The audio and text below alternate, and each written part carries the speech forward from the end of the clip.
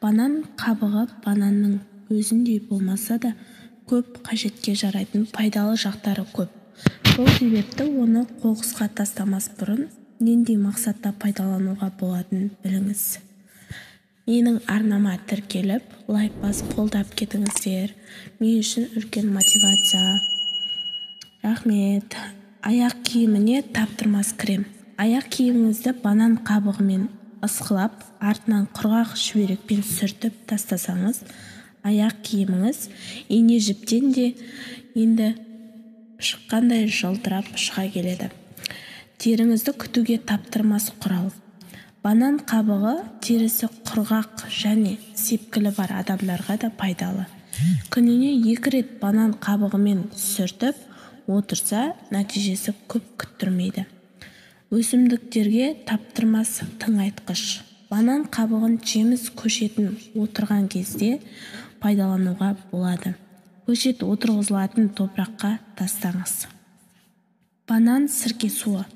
Банан қабығынан әдетте қышқыл әрі ащы болып келетін сірке суынан дәмі өзгешеленіп тұратын, яғни тәтті сірке суын алуға болады.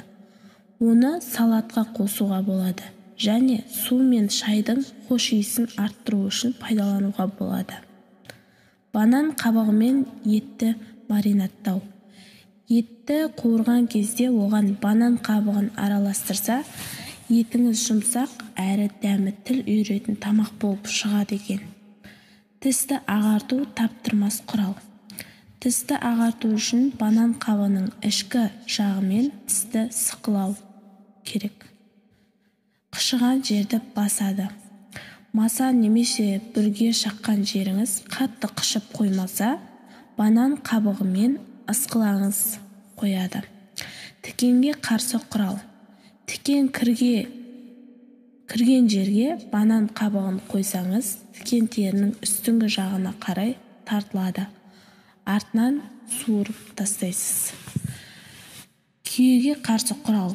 Киімнің жауы болып табылатын күйеден құтылғыңыз келсе, банан қабығын қойсаңыз жеткілікті. Өйткені банан қабығы күйені өзіне тартып алады.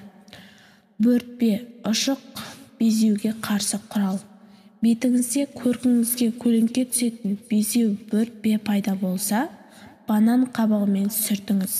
Алайда онымен артынан бетіңізді тұтас сүртіп жүрмеңіз, нәтижесі көп күттірмейді. Соңына дейін тыңдағандарыңызға рахмет. Тіркеліп, лайк басып қолдап кетіңіздер. Көптеп пайдалы, керекті видеолар салып отырамын.